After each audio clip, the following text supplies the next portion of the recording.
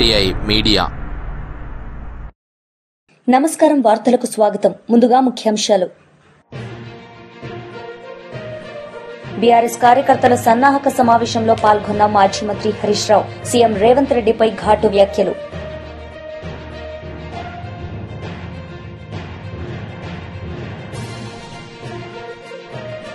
TTD మాజీ chairman Bhumana Karunakar Reddy media సమావేశం, పలు అంశాలపై వివరణ. బీజేపీ నిజామాబాద్ మాజీ ఎమ్మెల్యే ఎండల లక్ష్మీనారాయణ మీడియా సమావేశం నిర్వహించారు. ఈ సందర్భంగా ఆయన మాట్లాడారు.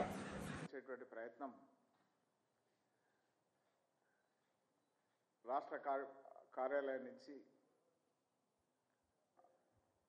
విశ్వాసం ఇచ్చేటువంటి ప్రయత్నం జరుగుతూ ఉంది. వాళ్ళ సమస్యలు పరిష్కరించడానికి అవసరమైన కృషి చేయడం జరుగుతూ ఉంది. ఇకపోతే వాళ్ళ ద్వారా వ్యక్తమయ్యే అభిప్రాయాలు ఏవైతే ఉన్నాయో, ఆయుష్మాన్ భారత్ ఈ రాష్ట్రంలో అమలవుతుంది అంటున్నారు. మరి నిమ్స్కు పోతే ఆరోగ్యశ్రీ, ఆయుష్మాన్ భారత్, నిమ్స్కు పోతే నిమ్స్లో హాస్పిటల్లో అడ్మిషన్ తీసుకున్నటువంటి పరిస్థితులు ఉన్నాయి. ఇకపోతే ఇండ్లు మాకు సంవత్సరంలోనే ఒక్కొక్క అసెంబ్లీకి ఇస్తామన్న ఇండ్లు సంవత్సరం గడిచినా కూడా ఏవో రిసిప్ట్లు ఇస్తున్నారు. ఇవి ఎలక్షన్ల కోసం ఇస్తున్నారా, నిజంగా మాకు ఇండ్లు ఇస్తారా అనేటువంటి అనుమానాలు వ్యక్తం చేస్తున్న పరిస్థితి. సన్నబియ్యం అని చెప్పి మా ఇళ్లలో వచ్చి భోజనాలు చేసారు. మంత్రులు అక్కడక్కడ భోజనాలు చేశారు. మేము కొందరం పేపర్లలో చూసినాం. రేషన్ దుకాణాలలో చూస్తేనేమో వాళ్ళు ఇచ్చిన చిట్టి ఇవ్వకుంటే బల్మీట్కి అడిగి తీసుకుంటే ఆ చిట్టి మీద కుల్ల ఉన్నది. మాకు తలకు 6 కిలోలు వస్తే అందులో 5 కిలోలు కేంద్రమే ఇస్తున్నది. 41 రూపాయి 73 పైసల కిలోకు కేంద్రం భరిస్తున్నది అని వాళ్ళు చెప్తా ఉన్నారు. 6 కిలోలలో 5 కిలోలు సన్న బియ్యానికి కేంద్రం భరిస్తుంటే మంత్రులు పోయి రేషన్ దుకాణాలలో చక్కగా వస్తున్నా లేదా చూడాలా కానీ గరీబోళ్ళ ఇళ్లలో పోయి అన్నం తిని ఈ సన్న బియ్యం మేమే ఇచ్చినామని సన్నాయి నొక్కుడు, ఇది రంగేసుకునే కార్యక్రమం తప్ప ప్రజలకు మేలు చేయడం అనేటువంటి దానికోసం కాకుండా ఇచ్చేదాన్ని మేమిస్తున్నామని చెప్పి ప్రజలను మభ్యపెడుతున్నారు తప్ప మరొకటి కాదు.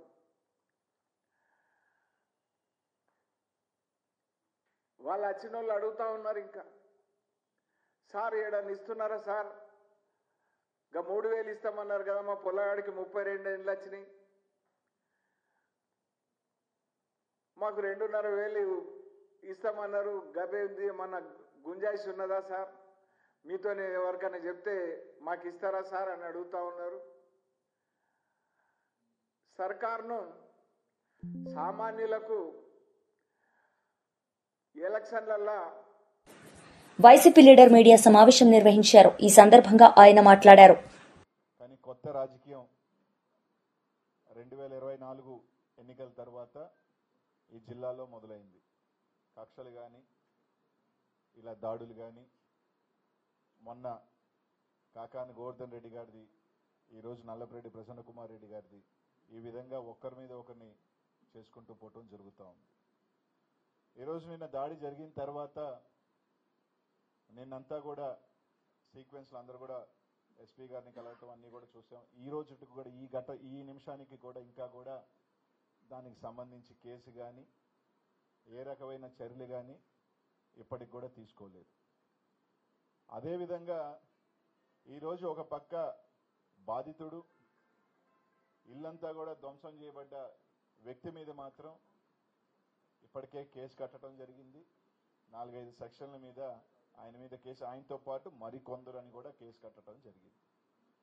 ఈరోజు నిన్న దాడికి సంబంధించి తెలుగుదేశం పార్టీ అంతా కూడా మహిళలను ఏదో కించపరిచి మాట్లాడినట్టు, ఇదే వైఎస్ఆర్ కాంగ్రెస్ పార్టీ సంస్కృతి అన్నట్టు, ఇదే వైఎస్ఆర్ కాంగ్రెస్ పార్టీ ఇదే అన్నట్టుగా మాట్లాడటం కూడా ప్రతి ఒక్కరు కూడా మాట్లాడటం జరిగింది. ఒకసారి గుర్తు చేసుకోవాలి, మంత్రిగా పనిచేసిన, ఎమ్మెల్యేగా పనిచేసిన రోజమ్మ గారిని ఎన్ని రకాల మాటలు, ఎన్ని రకాల భాషలు మాట్లాడిన సంఘటనలు వందలు ఉన్నాయి.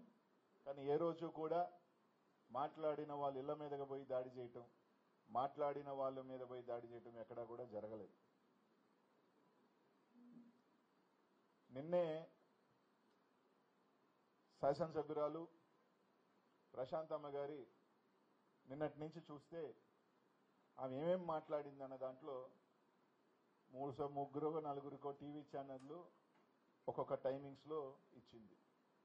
ఏమని ఇచ్చింది?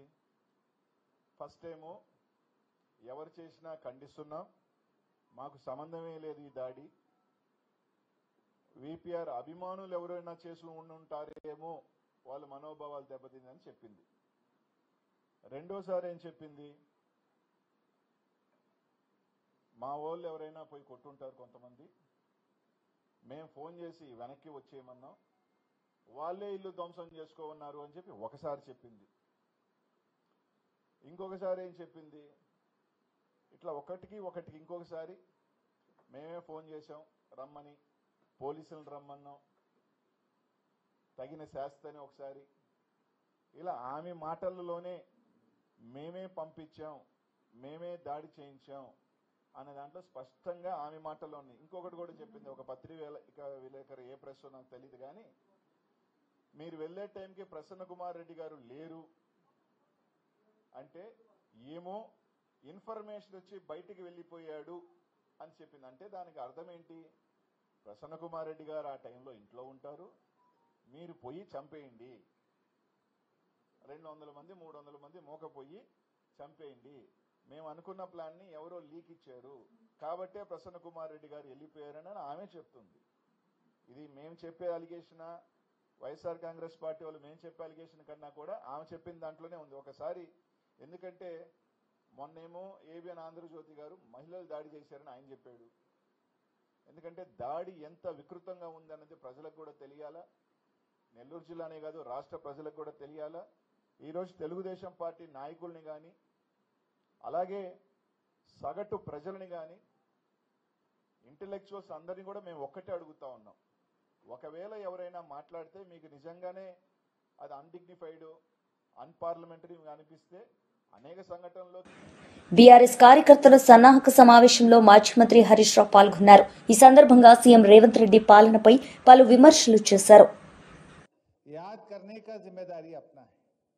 लोगों को अब मालूम हो रहा, जब केसीआर साहब थे खुश थे लोग, शादी मुबारक मिला, केसीआर किट मिला, बच्चे टिमरिस में इंग्लिश मीडियम में पढ़ने के लिए मौका मिला, पहली बार इंडिया में इमाम मौसम साहब लोगों को तनख्वाह दिया, रमजान महीने में तोहफा मिला, ऐसा बहुत कुछ काम किए। सबसे ज्यादा एक गंगा जमुना तहसीब को केसीआर साहब ने आगे लेकर चला, खुशी थे लोग। लेकिन कांग्रेस ने ये बताए हम सेक्युलर है, ये बताए हम माइनॉरिटी सब प्लान लाएंगे, ये बताए हम 4000 करोड़ रुपए बजट में देंगे, इमाम मौसम का तनख्वाह 5000 से 12000 करेंगे, ओवरसीज स्कॉलरशिप केसीआर साहब 20 लाख दे रहे, हम 25 लाख देंगे। ऐसा इतने बात बोले बोले बोले लोगों को बोले कि ये रेवंत रेड्डी को कोई उसको भरोसा नहीं था किसी को। राहुल गांधी को लाए वहां से, सोनिया गांधी को लाए वहां से, प्रियंका गांधी को लाए, ये हमारा जिम्मेदारी है, आप इनको जिताइए, ये जो भी वादा किए इसका निभाने का हमारा जिम्मेदारी है बोल के सोनिया गांधी चिट्ठी लिखी घर घर को। राहुल गांधी आके यहाँ पर बहुत बात बोले, फिर जीतने के बाद उन्हें पता नहीं है। मैं पूछना चाहता हूं, कोई एक बात भी निभाए क्या? केसीआर साहब ने गरीब मुसलमान लड़कियों का शादी के लिए शादी मुबारक स्कीम पूरी दुनिया में पहली बार तेलंगाना में केसीआर साहब लाए। एक दो शादी नहीं, 1,12,000 शादी केसीआर साहब ने कर चुके हैं, मदद किए थे शादी मुबारक के नाम पे। ये लोग क्या बोले, नहीं केसीआर साहब 1 लाख दे रहे, हम 1 तोला सोना भी मिलके देंगे। सोना छोड़ो, शादी मुबारक का चेक भी नहीं आ रहा, बेटे पैदा होने के बाद आ रहा, 1-1 साल डिले चल रहा, वो चेक भी शादी मुबारक का नहीं मिल रहा। ओवरसीज स्कॉलरशिप का ऐसा ही बोले, केसीआर साहब ने इस दुनिया में पहली बार अपने मुसलमान बच्चे, दलित बच्चे, गिरिजन बच्चे अमेरिका में लंदन में पढ़ने के लिए 20 लाख रुपए का चेक दिए। ये कोई सरकार, कोई हुकूमत इंडिया में सोचा नहीं, सिर्फ केसीआर साहब ने सोचे। लेकिन कांग्रेस ने क्या बोली, अरे तो केसीआर साहब 20 लाख दे रहे, हम 25 देंगे, लोग समझे कि देंगे। लेकिन हुआ क्या, 25 छोड़ो, जो 20 लाख का स्कीम है वो भी बंद हो चुका है, वो भी बंद हो चुका है। 4,000 करोड़ बजट देते बोले, केसीआर साहब तो 2,000, 2,500, 3,000 तक गए थे। ये लोग बोले 4,000, लेकिन दिए 1,000। 4 आना दिए, 12 आना खाली है, रिलीज नहीं करे। बोला तो 4,000, पिछले साल कितना दिया, 1,000। वो 1,000 भी किसके लिए मिले मालूम है, टिमरिस के जो स्कूल था वहां की तनख्वाह बच्चों के खाने के लिए दिया, और कोई स्कीम में 1 रुपया भी नहीं दिया। अरे रमजान का तोहफा भी बंद हो गया, केसीआर किट बंद हो गया, बच्चों का फीस रिएम्बर्समेंट बंद हो गया, ओवरसीज स्कॉलरशिप स्कीम खत्म हो गया, इमाम मौसम साहब लोगों का तनख्वाह भी रिलीज नहीं हो रहा। वो भी बीआरएस आवाज उठने से क्या हो गया, रमजान के महीना हो गया, कब देते सैलरी बोल के बीआरएस ने आवाज उठाए, तो जब 4-4 महीने 5 माह ఎంపీ రఘునందన్ రావు మీడియా సమావేశం నిర్వహించారు. ఈ సందర్భంగా ఆయన మాట్లాడారు. తెలంగాణ సమాజం అర్థం చేసుకోవాలని చెప్పి ఈ సందర్భంగా నేను తెలంగాణ సమాజానికి అప్పీల్ చేస్తా ఉన్నా. గతంలో కూడా ఇట్లాంటి నాటకాలు టీఆర్ఎస్ అధికారంలో ఉన్నప్పుడు జరిగినాయి. ప్రజా సమస్యల్ని చర్చించేందుకు వేదిక శాసనసభ ఉంటుంది, లేదా పార్లమెంట్ ఉంటుంది. పాపం టీఆర్ఎస్ వాళ్ళకి పార్లమెంట్లో, లోక్సభలో ప్రాతినిధ్యం లేదు. అది మా మెదక్ పార్లమెంట్ ప్రజల యొక్క ఘన విజయం, గర్వంగా భావించాల్సినటువంటి అంశం. దుబ్బాకలో మొదలుపెట్టినం టీఆర్ఎస్ పార్టీ అహంకారానికి ఒక చరమగీతం పాడేటువంటి కార్యక్రమాన్ని దుబ్బాక శాసనసభ నియోజకవర్గంలో భారతీయ జనతా పార్టీ కార్యకర్తలు మొదలు పెడితే, మెదక్ పార్లమెంటు నియోజకవర్గంలో పరిపూర్ణంగా వారికి ఓటమినిస్తూ గజ్వేల్, సిద్దిపేట లాంటి మా ఇల్లు మా నియోజకవర్గం అని చెప్పి విర్రవీగేటువంటి ప్రాంతంలో మెదక్ పార్లమెంట్ సభ్యునిగా నన్ను గెలిపించి ప్రజలు కాంగ్రెస్ టీఆర్ఎస్లు ఆడుతున్నటువంటి నయా నాటకానికి ఒక ఫుల్ స్టాప్ పెట్టినాయి. స్థానిక ఎన్నికలు రాబోతున్నాయనేటువంటి ప్రస్తుత తరుణంలో మీడియాలో స్పేస్ కోసం, భారతీయ జనతా పార్టీని ఇబ్బంది పెట్టేటువంటి కార్యక్రమాల కోసం రకరకాలైనటువంటి కుట్రల్ని అటు టీఆర్ఎస్ ఇటు కాంగ్రెస్ పార్టీలు చేస్తూ ఉన్నాయి. కానీ భారతీయ జనతా పార్టీ కార్యకర్తల ధైర్యం ముందు, భారతీయ జనతా పార్టీ కార్యకర్తల యొక్క లక్ష్యం ముందు ఇతర ఏ రాజకీయ పార్టీలు కూడా నిలబడవని చెప్పడానికి నిదర్శనం మెదక్ పార్లమెంట్ నియోజకవర్గం యొక్క గెలుపు. అట్లానే ఈరోజు గజ్వేల్లో సుదీర్ఘ రాజకీయ అనుభవం కలిగి చాలా కాలం పాటు గజ్వేల్ రాజకీయాల్ని ప్రభావితం చేసినటువంటి పెద్దలు, మాజీ మున్సిపల్ చైర్మన్ గౌరవనీయులు భాస్కర్ గారు మరియు వారి మిత్ర బృందం అందరూ కూడా ఈరోజు పార్టీలో చేరడానికి రావడం జరిగింది. వారందరికీ కూడా సాదరపూర్వకమైనటువంటి స్వాగతం తెలియజేస్తా ఉన్నా. మీరు వచ్చి కూర్చోండి భాస్కర్ అన్న, తర్వాత వేస్తారు. నేను లోకల్ బాడీస్ రాబోతున్నటువంటి ఈ తరుణంలో రాష్ట్ర ప్రజలకు చేసేటువంటి అప్పీల్ ఒకటే. కేంద్ర ప్రభుత్వం పంచాయతీలకు పైసలు ఇవ్వకపోతే ట్రాక్టర్లలో డీజిల్ లేదు, కరెంటు బిల్లు కట్టే పరిస్థితి లేదు, ఎక్కడ కూడా పంచాయతీల యొక్క మనుగడ అనేది ముందుకు సాగుతలేదు. దాదాపు 1 ఏడాది కాలం నుంచి కాంగ్రెస్ పార్టీ ఈ రాష్ట్రంలో అనేక అవకతవకలకి పాల్పడుతూ తిమ్మిని బంబించేసి అక్కడి పైసలు ఇక్కడ, ఇక్కడి పైసలు అక్కడ తిప్పి ఏదో ఒక రకంగా అధికారాన్ని నిలబెట్టేందుకు చేసుకునేటువంటి ప్రయత్నంలో భాగంగానే మొన్న ఏదో రైతు భరోసా వేసి ఎన్నికలకు పోదామని చెప్పి ఏదో ప్రయత్నం చేస్తూ ఉన్నారు తప్ప ఇంకొకటి కాదు. ఉనికి కోసం, అడ్రస్ కోసం టీఆర్ఎస్ రకరకాలైనటువంటి ప్రయత్నాలను చేస్తూ ఉంది. దాంట్లో భాగంగానే నిన్న కేటీఆర్ గారు ఆడినటువంటి నయా డ్రామా. ఆయన ముఖ్యమంత్రి ఢిల్లీకి పోయిందని తెలిసి కూడా ఈయన పోయి ఆడ కుర్చేసుకొని కూర్చొని ఏదో మౌనం ముని లేక వ్రతం పాటిస్తూ ఉన్నాడు. నిజంగా కూడా కాంగ్రెస్ టీఆర్ఎస్ పార్టీకి పంచాయతీల పట్ల, పెండింగ్ బిల్లుల పట్ల, జిహెచ్ఎంసీ పనుల పట్ల, పేద ప్రజల యొక్క ఆకలి పట్ల, రావాల్సినటువంటి రేషన్ కార్డుల పట్ల, కాంగ్రెస్ పార్టీ వాళ్ళకే ఇస్తున్న ఇందిరమ్మల ఇళ్ల పట్ల నిజంగా చర్చ జరపాలని చిత్తశుద్ధి ఉంటే వెంటనే రాష్ట్ర శాసనసభను ప్రారంభించాలి, శాసనసభని ఏర్పాటు చేసి అక్కడ సమస్యల మీద చర్చ చేసుకోవాలి. కానీ ప్రెస్ క్లబ్లు, ఇతర ఏరియాలలో ఇట్లాంటి చర్చలు చేసుకొని ప్రజలని మభ్యపెట్టేటువంటి కార్యక్రమం చేయొద్దని చెప్పి రెండు పార్టీలకు కూడా హితవు పలుకుతూ, మెదక్ జిల్లా భారతీయ జనతా పార్టీ కంచుకోటగా మారుతుంది. మెదక్ని సిద్దిపేట, సంగారెడ్డి, మెదక్గా 3గా విభజించిన తర్వాత కూడా ఈ 3 జిల్లాలలో కూడా భారతీయ జనతా పార్టీ తన జయకేతనం ఎగురవేస్తుంది అనడంలో ఈరోజు ఇక్కడికి వచ్చినటువంటి మా కార్యకర్తలు ఈ జాయినింగ్ చూస్తే అర్థమవుతుందని చెప్పి ఈ సందర్భంగా తెలియజేస్తూ, పెద్దలు గౌరవనీయులు ఇప్పుడు రాష్ట్ర పార్టీ అధ్యక్షులు రామచంద్రరావు గారిని మాట్లాడవలసిందిగా కోరుతా ఉన్నాను. టీటీడీ మాజీ చైర్మన్ భూమన కరుణాకర్ రెడ్డి మీడియా సమావేశం నిర్వహించారు. ఈ సందర్భంగా ఆయన మాట్లాడారు. హిట్లర్ కాలం నాటి నాజీ ప్రభుత్వం కళ్లకు కట్టినట్టుగా ప్రదర్శితమైంది. ఎన్ని రకాలైనటువంటి అణిచివేతలు, ఎంత దారుణమైనటువంటి ఒత్తిళ్లు, ఎక్కడ ఏ ఒక్కరిని కూడా మామిడి రైతులని జగన్ గారిని చూడడానికి వీలే లేదు అని కట్టడి చేసి నిన్న సాక్షాత్తు ఎస్పీ గారే ఆ చిత్తూరు ఎస్పీ పత్రికా సమావేశం ఏర్పాటు చేసి మీరు ఎవరైనా వస్తే గుంపులుగా మీ మీద రౌడీ షీట్లు తెరుస్తామని ఒక ఎస్పీ స్థాయి అధికారి తనకు లేనటువంటి అధికారపు మాటల్ని మాట్లాడటం, ఇది తీవ్రమైనటువంటి అభ్యంతరకరమైన విషయం.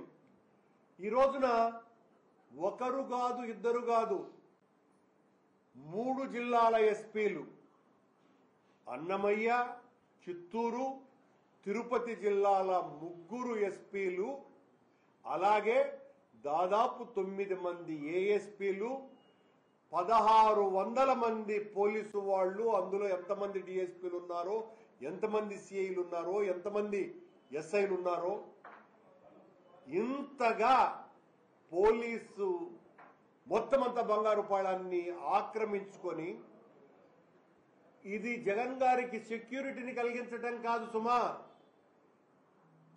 జగన్ గారి పర్యటనలో ఏ ఒక్క మామిడి రైతు పాల్గొకుండా చేయడానికి ప్రభుత్వం ఇంతమంది పోలీసు అధికారుల్ని, పోలీసు వ్యవస్థని వాడుకున్నది. అయినా జగన్ అంటే జనం, జగన్ అంటే జన ప్రభంజనం. ఇది 100 సార్లు 1000 సార్లు నిరూపితమైనటువంటి విషయం.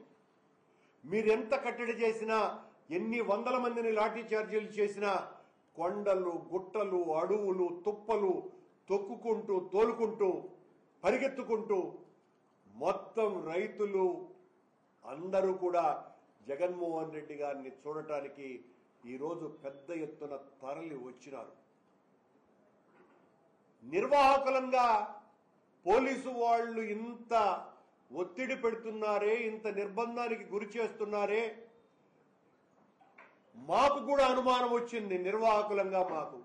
కానీ దాన్ని పటాపంచలు చేస్తూ మామిడి రైతులు, జగనన్నకున్న అభిమానులు ఈ రోజున వేలాది మంది తరలి వచ్చి ఇది జగన్మోహన్ రెడ్డి గారికి ప్రజల్లో ఉన్నటువంటి ఆదరణ అని నిరూపించినారు.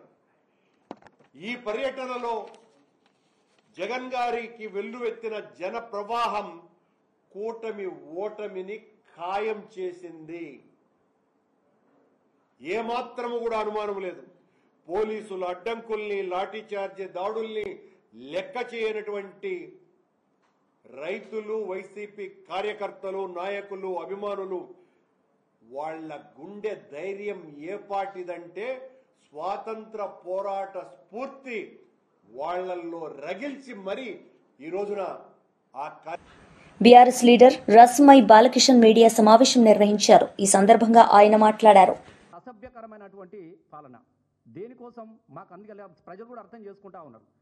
ప్రజలకు ఎలా నారుమల్లు పోసుకొని నీళ్ల కోసం మొగులకు ముఖం పెట్టి వాన కోసం ఎదురు చూసే కాలం మొట్టమొదటిసారిగా తెలంగాణ రాష్ట్రం వచ్చిన 10 సంవత్సరాల తర్వాత మొట్టమొదటిసారిగా నారుమల్ల కోసము నీళ్ల కోసం మొగులకు ముఖం పెట్టి మళ్ళా సేలల్లో నీళ్లు లేవు, సెలకల్లో నీళ్లు లేవు, నిన్నే నమ్మిన రైతు కళ్ళల్లో నీళ్లు లేవు, వానమ్మా నువ్వు ఒక్కసారి వచ్చిపో అని చెప్పేసి కప్పతల్ల ఆడుతున్నటువంటి సందర్భం ఈ 10 సంవత్సరాల కాలంలో మొదటిసారిగా ఇలా పల్లెల్లో మీరు కనబడతా ఉన్నది. చాలామంది నాట్లేయడానికి లేదు. ఇలా ఒకవైపు కాళేశ్వరం కూలిపోయిందని ఒక కుట్రతోని కాళేశ్వరంని ఎండబెట్టి నీళ్లు లేకుండా చేసి ఒకవైపు ఎందుకో ఈ కాలం కూడా అయితే లేదు. ఈ కాంగ్రెస్ పరిస్థితి పాలన చూసి ఇలా కాలం కూడా కన్నీళ్లు పెట్టుకుంటా ఉంటున్నది. ఇలా కాలం కూడా అయ్యలేనటువంటి పరిస్థితుల్లో రైతులకు ఒక భరోసానియాల్సినటువంటి ఇలా కాంగ్రెస్ ప్రభుత్వం కానీ వాళ్ళ ముఖ్యమంత్రి కానీ వాళ్ళ ఎమ్మెల్యేలు కానీ ఇలా పల్లెలకు పోయి రైతులను ఓదార్చే పరిస్థితి లేదు. మేము ఇచ్చినాము రైతు భరోసా అని. మరి రైతు భరోసా ఇచ్చినోడు రైతు రాజ్యం అనేటోడు ఇలా ఏ గ్రామాలలో పోయి ఇలా రైతుల దగ్గర నిలబడ్డా? ఇలా రైతుకు బీమా వస్తూ ఉన్నదా? నీ 420 హామీలు ఏ ఒక్కటి కూడా అమలు కాలేదు. నీ 6 గ్యారంటీలు ఒక్కటి కూడా దిక్కులేదు. కాబట్టి ఇలా ప్రజలు అడగడానికి సిద్ధంగా ఉన్నారు. ప్రజలకు పోయే పరిస్థితి లేదు. ఎక్కడికక్కడ ఎమ్మెల్యేలను మంత్రులను అడ్డుకుంటా ఉన్నారు. ఎక్కడికక్కడ పారిపోతూ ఉన్నారు దొంగల్లాగా. ఇలా ప్రశ్నలు ఎక్కడైతే ప్రజలు మాట్లాడతారో అని చెప్పేసి ఇలా ఒకవైపు మేము ఇది ఇచ్చినాం అది ఇచ్చినాం అని చెప్పేసి ఇలా ఈ సబ్జెక్టును అంతా కూడా ప్రజలు ఏదైతే అనుకుంటారో దాన్ని డైవర్ట్ చేయడానికి కోసము వ్యక్తిగతమైనటువంటి దూషణలకు ఇలా కేటీఆర్ గారి మీద కేసీఆర్ గారి మీద వ్యక్తిగత దూషణలకు పాల్పడ్డటువంటి కాంగ్రెస్ నాయకులను నేను సూటిగా అడుగుతా ఉన్నా. చాతగా అనోడు మాత్రమే వ్యక్తిగతంగా మాట్లాడతాడు, చాతనైనోడు మాత్రం పాలన గురించి మాట్లాడుతూ ఉంటాడు. ఎస్, మీకు దమ్ముంటే నువ్వు చేసిన సంక్షేమ పథకాల గురించి మాట్లాడండి. ఏం చేసిరా మీరు? 18 నెలలైనా ప్రాజెక్టు కట్టినవా? ఏమన్నా డాంబర్ రోడ్ వేసినవా? ఏమన్నా బిల్డింగ్ కట్టినవా? అసలు మీరు ఏం చేసిరే చెప్పుర్రి. కేసీఆర్ కొనసాగి తీసుకొచ్చినటువంటి సంక్షేమ పథకాలను కూడా అమలు చేయలేనటువంటి నిస్సహాయ స్థితిలో ఉండి పేర్లు మార్చుకుంటా ఊర్ల పేర్లు మార్చుకుంటా బతుకుతున్నారు తప్ప మీరు ఏ ఒక్కటి అమలు చేసిరని చెప్పేసి మేము అడుగుతా ఉన్నాం. ఇలా మాట మాట్లాడితే చాలు, ఓ మేము ఇందిరమ్మ ఇల్లు ఇచ్చినాం, మేము ఇందిరమ్మ ఏడిచ్చిరా నాయన. ఇందిరమ్మ ఇళ్ళ పేరిట ఇసుకొద్దంగా వ్యాపారం నడుపుకుంటా ఉన్నారు కాంగ్రెస్ కార్యకర్తలు. నేను ఇది మీకు చాలా చెప్తా ఉన్నా. ఇందిరమ్మ ఇళ్ళ పేరిట కాంగ్రెస్ ఇసుక వ్యాపారం చేసుకుంటా ఉన్నది. ఎక్కడ ఇచ్చారు? ఇలా నేను ఎందుకు ఈ విషయాన్ని మాట్లాడుతున్నా అంటే ఇవన్నీ మాట్లాడుతూ ఉంటే ప్రజల వైపు నిలబడి ఒక ప్రతిపక్ష స్థానాన్ని కూడా చాలా గర్వంగా స్వీకరించినటువంటి వ్యక్తి ఇలా కేటీఆర్ గారు కావచ్చు, కేసీఆర్ గారు కావచ్చు, బీఆర్ఎస్ పార్టీ. ఎస్, మేము 14 సంవత్సరాలు ప్రజల తరపున కొట్లాడిన అధికార పార్టీతోని ఇలా ప్రభుత్వం వచ్చిన 10 సంవత్సరాల తర్వాత కూడా ప్రజల వైపు నుంచి మేము కొట్లాడుతున్నామని చెప్తున్నారు. ప్రజల వైపు నుంచి కొట్లాడే పద్ధతి అనేది బీఆర్ఎస్ పార్టీకి ఇలా ఏం కొత్త ఏం కాదు. నేను ఎందుకు ఈ విషయాన్ని గుర్తు చేస్తున్నా అంటే అట్లాంటి వ్యక్తులను పట్టుకొని కేటీఆర్ను పట్టుకొని అసభ్యకరమైనటువంటి అసలు ఎంత విచిత్రమైనండి. ఏం తెలుసా అండి? కేటీఆర్ అంటాడు కేటీఆర్ అమెరికాలో పోయిండు, ఈ పని చేసుకున్నాడు, ఆ మరి పని చేసుకొని బతుకోకుంటే మీలాగా బెదిరించుకొని బతుకమన్నారా? మీలాగా దోపిడీ చేసుకొని బతుకమన్నారా? మీలాగా దొంగతనాలు చేసుకొని బతుకమన్నారా? మీలాగా జేబులు కొట్టుకొని బతుకమన్నారా? అసలు దేనికి బతకాలి? ఒక విద్యార్థి అమెరికాకో ఇలా లండన్కో పోయే విద్యార్థులు తన స్వయంగా కష్టపడుతూ చదువుకొని ఉన్నతమైనటువంటి విద్యను అభ్యసించిండు. తను కష్టపడుతూ కూడా తన తండ్రి ఇక్కడ అప్పటికీ అన్నిసార్లు ఎమ్మెల్యేగా ఉన్నప్పటికీ అన్నిసార్లు మంత్రిగా ఉన్నప్పటికీ తల్లిదండ్రుల మీద ఆధారపడకుండా కేటీఆర్ గారు స్వయంగా అమెరికాకి వెళ్ళి కష్టపడ్డాడు. పనిచేసిండు, సూపర్ మార్కెట్లో పనిచేసిండో, ఎండ్ల పనిచేసిండో, పని చేసుకుంటూ చదువుకొని ఉన్నత విద్యను అభ్యసించి ఆయన ఒక గొప్ప ఉద్యోగాన్ని చేస్తున్నటువంటి సందర్భంలో, గొప్ప ఉద్యోగం మామూలుగా కూడా కాదు, గొప్ప ఉద్యోగం చేస్తున్నటువంటి సందర్భంలో తెలంగాణలో జరుగుతున్నటువంటి ఉద్యమాన్ని చూసి ఆ రోజు అనేక మంది విద్యార్థులు, ఉస్మానియా యూనివర్సిటీ విద్యార్థులు, కాకతీయ యూనివర్సిటీ విద్యార్థులు, నాగార్జున యూనివర్సిటీ విద్యార్థులు, పాలమూరు జిల్లా యూనివర్సిటీ విద్యార్థులు, అనేక మంది విద్యార్థులు తెలంగాణ కోసం కొట్లాడుతూ ఉంటే నేను ఒక్కని మాత్రము నా కోసం నేను బతకాలని చెప్పేసి ఉన్నత విద్యను వదిలేసేసి ఉద్యోగాన్ని వదిలేసేసి తెలంగాణ రాష్ట్ర ఉద్యమంలో భాగస్వామ్యుడైనటువంటి వ్యక్తి కదా కేటీఆర్ గారు. ఎలా కేటీఆర్ గారు ఒక స్వయం శక్తి. నేను 100% చెప్తా ఉన్నా. కొంతమంది లుచ్చ మాటలు మాట్లాడే లుచ్చగాళ్లకు తెలియకపోవచ్చు కేటీఆర్ గారి చరిత్ర. నేను చెప్తా ఉన్నా, కేటీఆర్ గారు అమెరికా వదిలేసి దేనికోసం వచ్చినాడు? తెలంగాణ ఉద్యమం కోసం కాదా? తెలంగాణ ఉద్యమంలో నిలబడ్డాడు. 2009లో మొత్తం ఇలా ఏ ఓడైతే మాట్లాడుతూ ఉన్నాడో ఈ లట్టుగాడు పొట్టుగాడు, ఎన్నడు జనమోకం ఎరగనోడు, ఎన్నడు జనంలో గెలవనోడు, ఎన్నడు జనంలో కనీసం వార్డు మెంబర్ కూడా గెలవనోడు, ఇలా అధికార మదాన్ని చూసుకొని కేటీఆర్ మీద కేటీఆర్ నువ్వు బచ్చగాని. ఎస్, కేటీఆర్ కొంతమంది లుచ్చగాళ్లకు బచ్చగానగా కనబడతాడు. కేటీఆర్ గారు ఉద్యమం నిలబాలుడు. అమెరికా వచ్చి నుంచి కొత్తలో వచ్చినోనే 2009లో మొట్టమొదటిసారిగా ప్రజాక్షేత్రంలో నిలబడి ఒక తెలంగాణ ఉద్యమ బిడ్డగా గెలిచిన వ్యక్తి కదా. ఒకసారి తండ్రి కోసం తండ్రితో గెలవచ్చు అని అనుకున్నప్పుడు ఎన్నిసార్లు రాజీనామా చేసిండు కేటీఆర్ గారు? ఎన్నిసార్లు రాజీనామా చేసి ప్రజాక్షేత్రంలో నిలబడ్డాడు? ఇప్పటి వరకల్లా కేటీఆర్ అనే ఒక వ్యక్తికి కనీసము ఓటమి ఉన్నదే? మీరు చెప్పండి. కేటీఆర్ అనే వ్యక్తి ఇన్నిసార్లు గెలిపే తప్ప ఓటమి లేదు. మరి ఎందుకు ఆ గెలుపు ఉన్నది? ఎస్, ప్రజల కోసం నిలబడ్డాడు కాబట్టి ప్రజలు ఎన్నిసార్లు రాజీనామా చేసినా గెలిపించుకున్నారు. ప్రజలు ఎన్నిసార్లు ఆయన ప్రజల కోసం నిలబడ్డ ప్రతిసారి కూడా ఆయనను గెలిపించుకొని ఇలా ప్రజల వైపు నిలబెట్టుకుంటూ ఉన్నారు.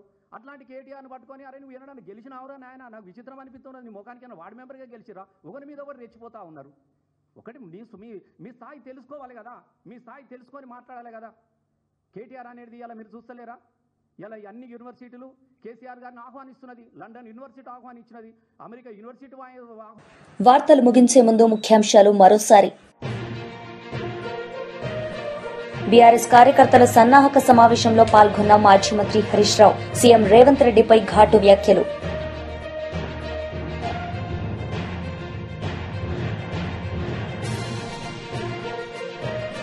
టీటీడీ మాజీ చైర్మన్ భూమన కరుణాకర్ రెడ్డి మీడియా సమావేశం. పలు అంశాలపై వివరణ. ఈ వార్తలు ఇంతటితో సమాప్తం. తిరిగి ప్రసారమయ్యే వార్తల్లో మళ్లీ కలుద్దాం. అంతవరకు సెలవు. నమస్తే.